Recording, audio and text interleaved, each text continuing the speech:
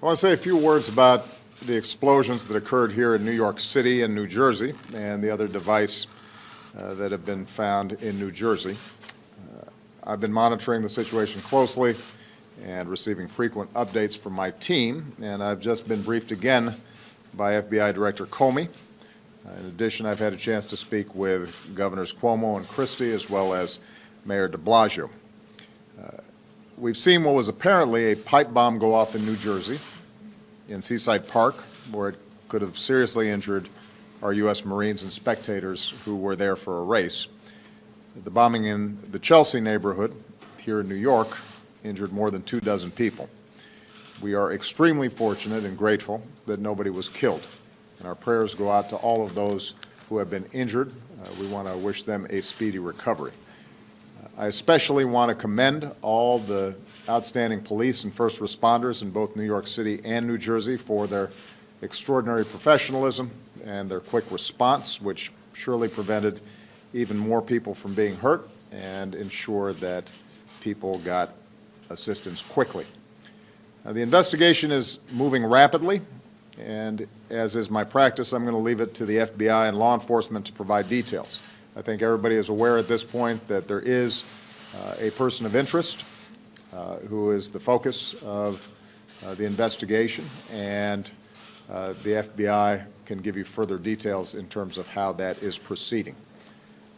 I told Governors Cuomo and Christie and Mayor de Blasio that they and their teams will continue to have all federal support as they move ahead with their investigations in tracking down every lead and working to keep the people of this city and of this region safe. Law enforcement is asking for the help of the community, and so to everybody in this region, I want to repeat what we've said before. If you see something suspicious, then you need to say something. Contact local law enforcement. In the meantime, I would ask that the press try to refrain from getting out ahead of the investigation. I am extraordinarily happy with the cooperation that's been taking place between the FBI and state and local law enforcement officials. They are moving smartly on this investigation. It does not help if false reports or incomplete information is out there. So try to, as much as possible, stick to what our investigators say, because they actually know what they're talking about.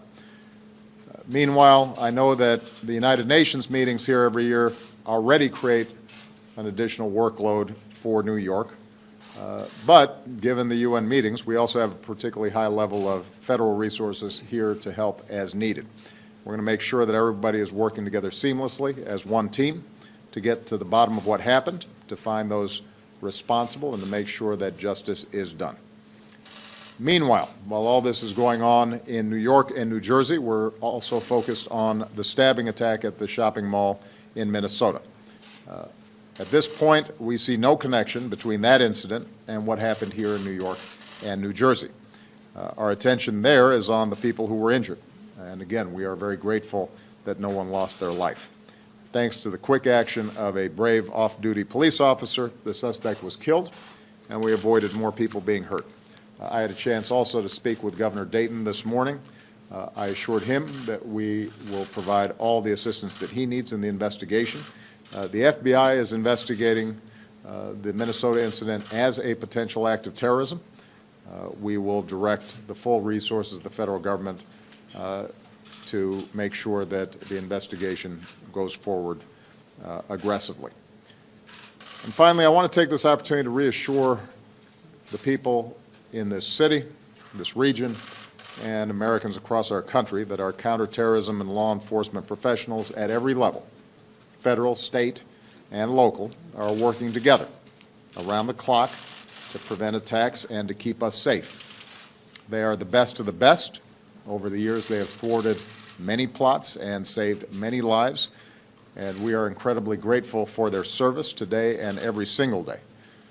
We will continue to lead the global coalition in the fight to destroy ISIL, which is instigating a lot of people over the internet to carry out attacks.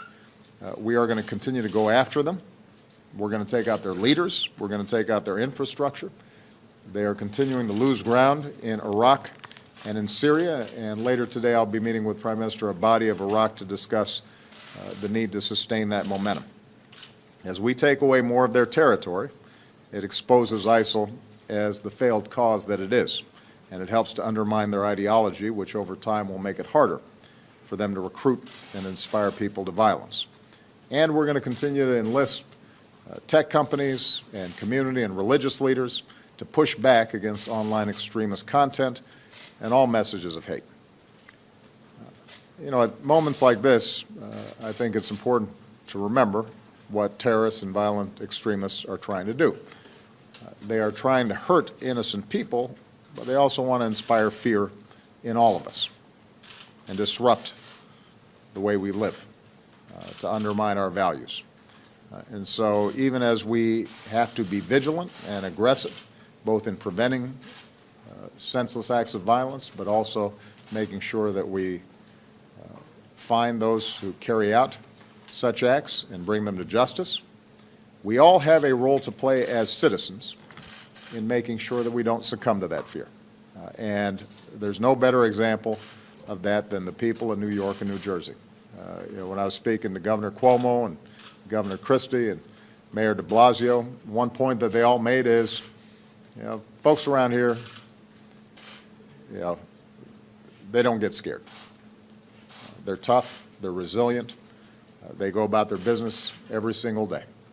And that kind of toughness and resoluteness and the recognition that neither individuals nor organizations like ISIL can ultimately undermine our way of life. That's the kind of strength that makes me so proud to be an American, and that's the kind of strength that is going to be absolutely critical, not just in the days to come, but in the years to come.